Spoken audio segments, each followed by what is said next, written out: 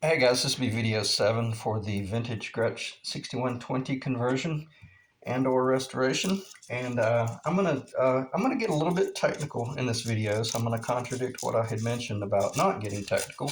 But nonetheless, I think it's pretty important that you guys see how you can go about doing this, because odds are if you're working with an old guitar, you're going to have to assess the frets and or have the guitar fretted from where someone removed them. So I say that to say this. We're going to talk a little bit about frets, and let me get a cough drop in my mouth here. I've got an idea about how to do these video series, because I want to make sure I clarify I don't monetize my videos. I'm getting a little bit of traffic, and it's kind of frustrating because they're advertising on my videos, but I don't really have any choice. So I just always want to remind you guys I don't monetize my videos.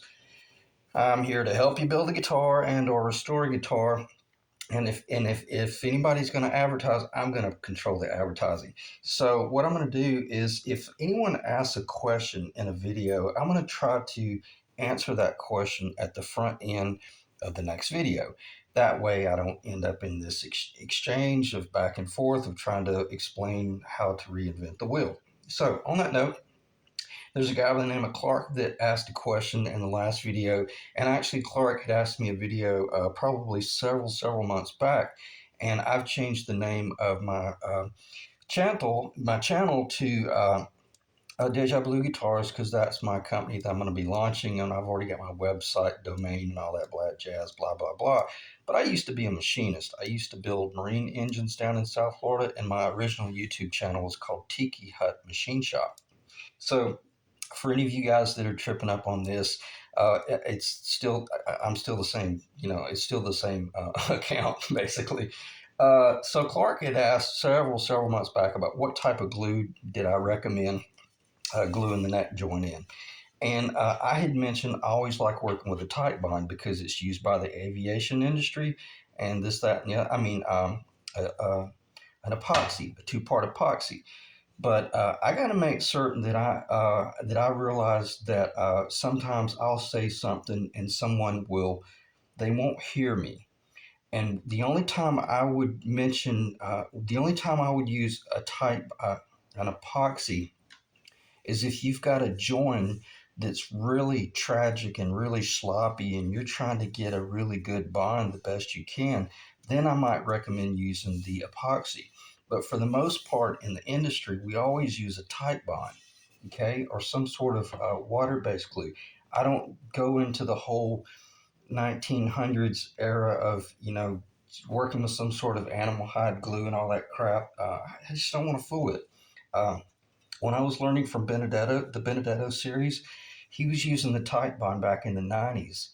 And his dad was a cabinet builder, and I was a cabinet builder. I was a design build contractor. And anytime I was doing stuff like that, I was always using the tight bond. This is an incredible glue, very forgiving.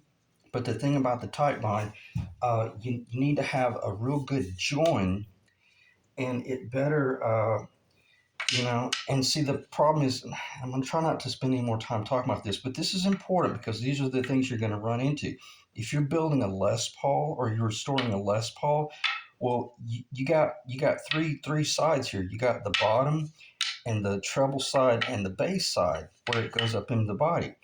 Well, if you got a real sloppy side fit and you glue it in with tight bond, well, congratulations, all you got was a really good joint on the bottom, and up here you got two rubber gaskets. You might have got lucky, and you might have got a really good bond up here in the corner. But that's what I meant by, if you're in a real sloppy situation, or you got a cheap knockoff Les Paul that was made overseas back in the 70s, and it ain't worth more than 150, 200 bucks. Who the what cares whether it's a machine fit with a animal hide glue? Put the thing in with the two-part epoxy, and what you'll have then, you'll have an incredible bond on the bottom. You'll have a real sloppy fit on either side, but it's filled full of epoxy, that once that epoxy hardens, man, she's rock hard, and it's the tonal aspects are just going to be sheer bliss. So I hope that answers your question, Clark. So if you got a really good fit, if you're a dovetail joint, well, let me back up. Don't use tight bond on dovetails. Dovetail. This type guitar always needs to be able to be worked on, maintained, or have the neck removed. Don't use epoxy on a dovetail, whether it be an acoustic or just don't. Okay, please don't use this on. I mean, don't use the epoxy on a dovetail. I'm not going to say that again because if I do, I will have repeated it what 5 times. So if that ought to drive the point home, don't use epoxy on a dovetail. Okay, use the tight bond. It's so easy to work with. It's clean, but don't don't expect the tight bond. If you got a real sloppy dovetail join, don't expect this to give you a phenomenal sounding guitar. It might glue it on, it might hold it straight, but you just if it's a real sloppy joint, you might as well just put silicone in there because you got a rubber gasket that is joining your neck to your body. And I say that to say this: if you guys have to ask, really back up and punt, and ask yourself, am I even really qualified to pull this off? Because by the time you go spend $5 here, $10 here, $40 here, $70 here, you could have taken this guitar to a master grade level repair shop and probably for $100 or $175. I don't know the industry charge, but whatever they charged you to do it, it would be correct, and it would be you would have a documented receipt as to where you had, the Gruins of the world do the repair, or the really high profile repair shops that did the work. And it might be the difference between the guitar. Well, I know it will. It'll greatly affect the value knowing that someone like Gruen brought Grandpa's guitar back versus just somebody or that you did back in your back shed. Okay. All right. So let me check the time. 7 minutes, and I hope that helped not just you, Clark, but some other guys out there as well. Proceed with caution. If you got a tight joint, use the tight bond. If you got a sloppy joint, ask yourself what it might take to tighten up that joint, and so that you could use the tight bond. And I'm not going to start talking about that because, again, I will get too technical. But or if you got something you just want to kind of play with, maybe you got some two-part epoxy that you found at your local big box. And I think if I hadn't tried to think of it, I would have thought of the name. I think it's called. I'm just going to stop. It might be a DAP product, DAP, but $7-8 at your local big box, and you can get a two-part epoxy, and you can just experiment all day long. Okay. But get your shop out of the box, get it on the table, and let's try to glue the neck in there. So okay. Now let's talk about. Let me check the time again. We're 8 minutes. Let's talk about doing a little bit of fret work and how to prepare for it. And please understand, this is only going to scratch the surface, because every job. When I say every job, absolutely every job is going to be different. So see how rough that dovetail joint is? That needs an enormous amount of work. And I'll stop. The fretwork typically looks kind of rough when you're doing it, but the most important thing is that have I got my tool here? And I'm gonna show. Let me do this. Let me show you some tools. If you're gonna do fret work, you need a fret rocker. Okay. If you don't know what that is, it's called a fret rocker. Study it, and just study it. It's critical because you can use it to check whether one fret is high. When you're laying across 3 frets at a time, it determines whether your middle fret is high, low, or flat. Okay, fret rocker, very critical tool. You're gonna need this is kind of cowboy, but you're gonna need to have just a little stick here that have some holes drilled in, and as you're fitting your frets to each location, you're able to put them in that slot and keep up with them. Okay, this job, because it was such a weird situation where this is kind of a hybrid radius, I only did 7 frets at a time, and I epoxy glued these in. And don't let that freak you out, because a lot of guys out there do they epoxy their frets in, and they just do. Because if I wanted to pull these frets out anytime in the future, I put a 25-watt soldering iron on that, and they let go immediately. Okay, and you better have ventilation because you're going to be sick from the smell. But nonetheless, don't think that epoxy is permanent.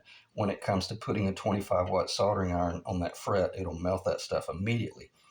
You just can't you can't get to that if you were to load that full of epoxy. Okay, and that's what I meant by doing it. So in other words, just set up a little jig and keep up with your frets.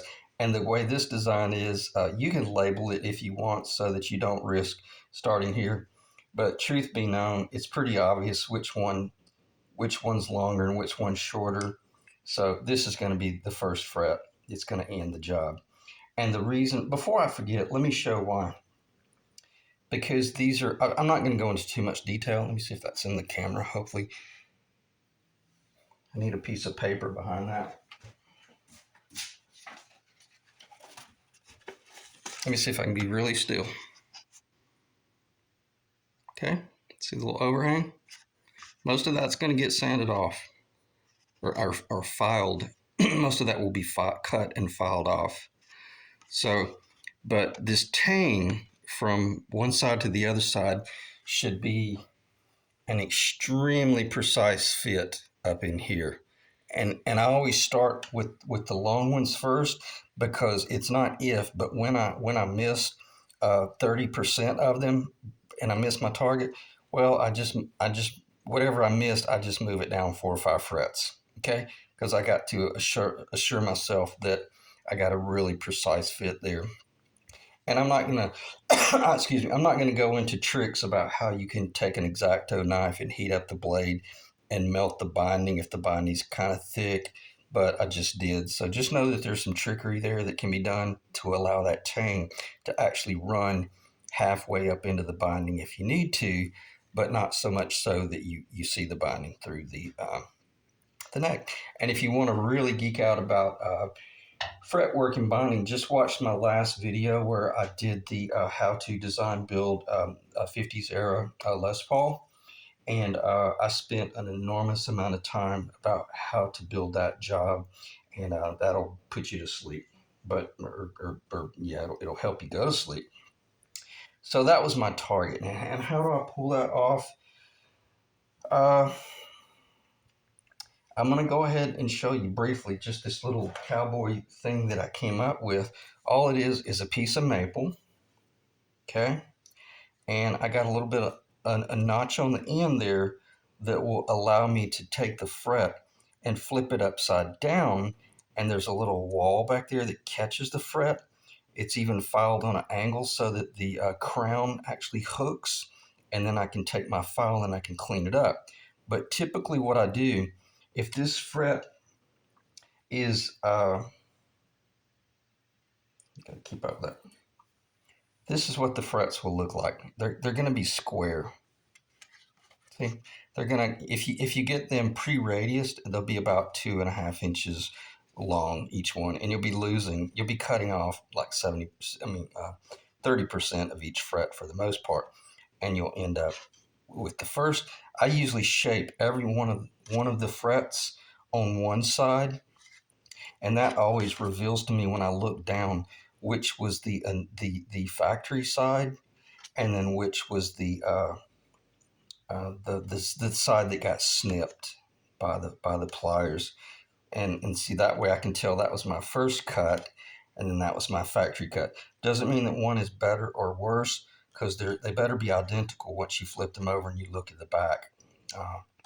And if you file 1 or 2 shots too much, you'll lose it, and you got to snip off the end and shorten that fret and use it in a shorter location. Okay. So if you're doing a 24 fret guitar, you better know what you're doing, because you're going to need every one of these frets. But when you order these frets from a company, you're typically going to get 24 in a pack. And according to what type of guitar you're going to do, you can afford to screw up 2 or 3 times. But you better figure it out pretty soon, or at least start with your long frets. And as you practice your way to the finish line, as you screw up the first 5 or 7, at least just move them down. And by the time you get to the by the time you get to the 5th or 6th fret, you better know what you're doing as far as this right here. Okay. And before you ever install them, you should have already done this in some other type practice guitar. All right, let me stop talking about that. But let me go back to this little jig. What I typically do, I keep pulling that out, and you just leave it alone. I start with my fret right out of the little gate, and I know that I want a little bit of an overhang, right? So I took my fret saw. Bear with me for a second. This is pretty important because once you see how cowboy you can really be and literally do really precision fret work with basically tools you probably already have in your shop, you'll be blown away. So you can take your little hammer and kind of bump that down in there and just verify that it's really sitting, the crown is sitting fairly well. Don't go with a wide board and start hammering that in because you'll screw up your little fret radius. Then you're going to come in and okay, definitely wear a glove, and you can use the cross cut and then the machinist cut, the flat cut. You start out with the cross cut, okay, and this thing will heat up so fast it'll burn you.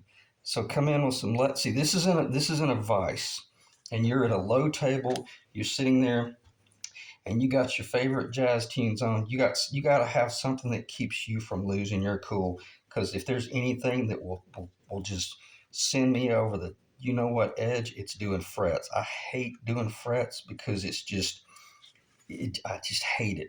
But I'm fairly good at it. But nonetheless, I hate it. But you use that glove because after about 3 or 4 of these frets, if you don't have a glove on, you will have torn your hand up.